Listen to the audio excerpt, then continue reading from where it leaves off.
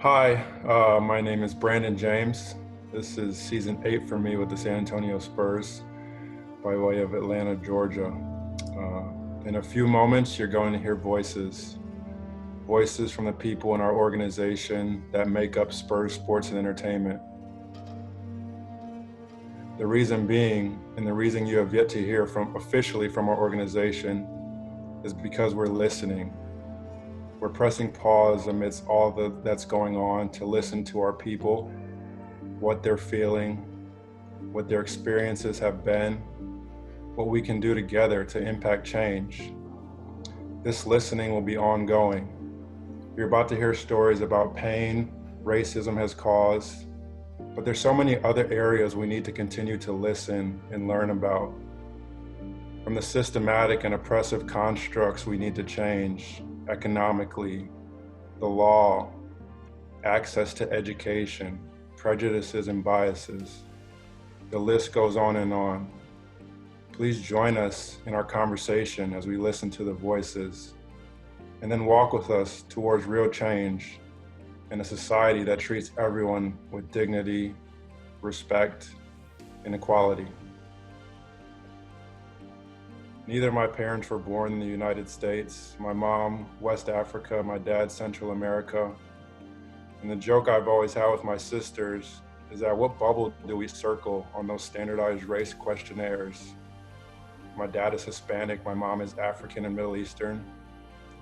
The reality, however, is that my race was never for me to decide in a literal biological sense, but also in a societal construct sense. You see, my race was decided for me when I got called a nigger a few weeks ago by a white man running down the street. My race was decided when I had to pick a friend up in high school from the next subdivision over because their parents didn't want them hanging out with a black kid. My race was decided by me when I got told by a group of peers that they were surprised that I had read so many books. But they shouldn't have been surprised because in fact, I talked white. I've been fortunate enough to work with an organization that has entrusted me with a leadership role.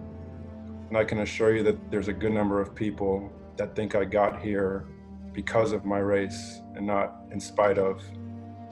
But the truth of the matter is that I've been second guessed since I was a kid. As a black man, every day you have to prove that you belong, that you earned your seat at the table based on your merits, based on your character, not based on the filling of a quota. In fact, I've been trying to prove myself for so long that I've now convinced myself that I do belong. And it's now my personal responsibility to ensure that every young black boy that I encounter also feels that he too is adequate and that he belongs. And it's a burden that I'm honored to carry, but it's one that I wish I didn't have to. This is every day. This isn't a bad apple cop or a societal rough patch. This is years of systematic bigotry and oppression being brought to light because an abundance of video documentation.